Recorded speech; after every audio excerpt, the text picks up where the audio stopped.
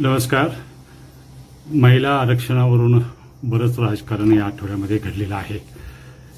लोकसभेमध्ये आणि विविध राज्यांच्या विधानसभांमध्ये 33% आरक्षण महिलांसाठी ठेवण्याची तरतूद असणारे विधेयक लोकसभेमध्ये काल फेटाळण्यात आलं.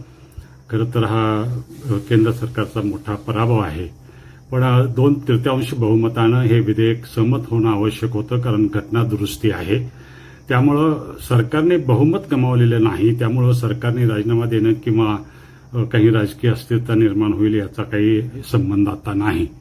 पण जनगणना झाल्यानंतर किंवा दर 10 वर्षांनी होणाऱ्या जनगणनेनंतर मतदारसंघांची पुनर्रचना करावी अशी मार्गदर्शक तत्वे राज्यघटनेमध्ये आहेत. आणि त्या तत्वानुसार दर 10 वर्षांनी होणाऱ्या जनगणनेनंतर मतदारसंघांची पुनर्रचना व्हावी असं अपेक्षित होतं. पण गेल्या 2020मध्ये आलेल्या कोविडच्या प्रभावामुळे जनगणना होऊ शकली नाही. ती कारणं दिली गेली आणि जनगणना पुढे ढकलण्यात आली. ती आता जनगणना चालू असताना गरज नसताना पुनर्रचना करण्याचाही डाव आता खेळण्यात आला.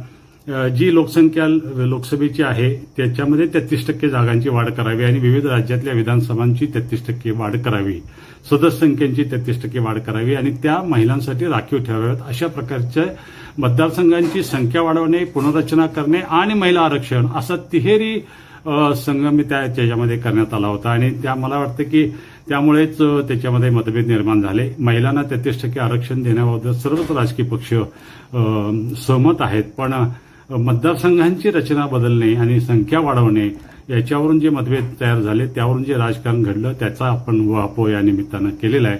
आपल्याला हा जागर कसा वाटला, आपल्या प्रतिक्रिया काय आहेत याच्यावर बरीच मतांतर होत राहतील आणि तुमची देखील वेगवेगळी मतं असू शकतात. त्यामुळं तुमची मतं काय आहेत या विषयावरती ते आपण कळवाव्यात ही आपल्याला नम्र विनंती. धन्यवाद.